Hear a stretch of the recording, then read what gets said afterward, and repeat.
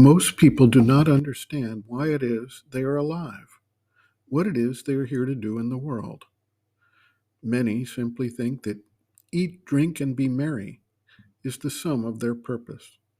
In other words, they do not recognize a life purpose or mission in that sense, and just want to find a way to enjoy their lives, satisfy their physical needs and cravings, enjoy their desires and relationships, and then seek entertainment to avoid boredom, loneliness, and ennui. Some people who have a developed emotional being, aesthetic sense, or mental capacity see a purpose in dedicating their lives to some kind of artistic or literary pursuit, or following some line of mental research or development, or some kind of creative effort. Others, who have a developed vital and physical being, seek the challenges of sports or adventure, pushing themselves past their former limits and achieving new goals. Yet all of this only touches the external being, and it is only when the individual has the contact with the psychic being that he understands that there is actually a deeper significance that underpins all these outer activities and developments. The development of the psychic being through many lifetimes provides a thread of growth that weaves through all actions and life situations. Most of this development takes place unconsciously until the seeker awakens and begins the practice of yoga. Sri Aurobindo points out that the conscious practice of yogic spiritual development can actually speed up the evolutionary changes so that when an individual reaches the stage of conscious participation, the changes that occur move much more swiftly than in the long, slow process of nature. It is the leverage provided by this conscious participation that provides hope that humanity can evolve out of the existential crisis it now faces, as the forces of destruction that have been unleashed through haphazard development of physical, vital, and mental powers without a guiding light to manage them are threatening our very existence. A disciple asks, Mother, does an individual's life depend on the experience his psychic being wants to have? The mother answers, Very much.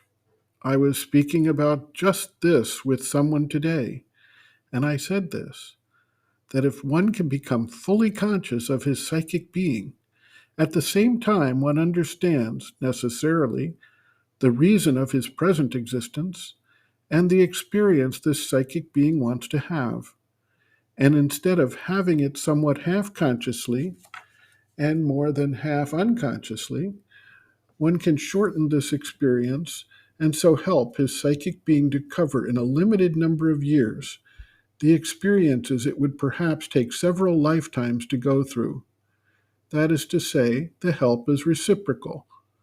The psychic, when it has an influence on the outer life, brings to it light, order, and quietude, and the joy of the divine contact.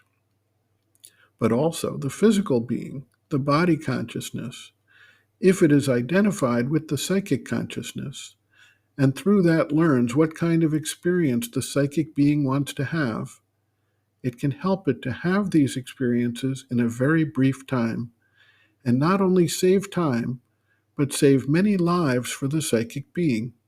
It is a mutual help. In brief, this is what yoga means. The yoga helps you to become fully conscious of your destiny, that is, your mission in the universe, and not only at the present moment, but what it was in the past and what it will be in the future. And because of this knowledge, you can gather by a concentration of the consciousness all these experiences in a very short time and gain lives, do in a few years what could take a fairly considerable number of lives to achieve. The psychic being goes progressively through all these experiences towards its full maturity and complete independence, its liberation, in the sense that it no longer needs any new life. If it wants to come back to the physical world, it returns because it has something to do there, and it chooses freely to return. But till then, till this liberation, it is compelled to return to have all the experiences it needs.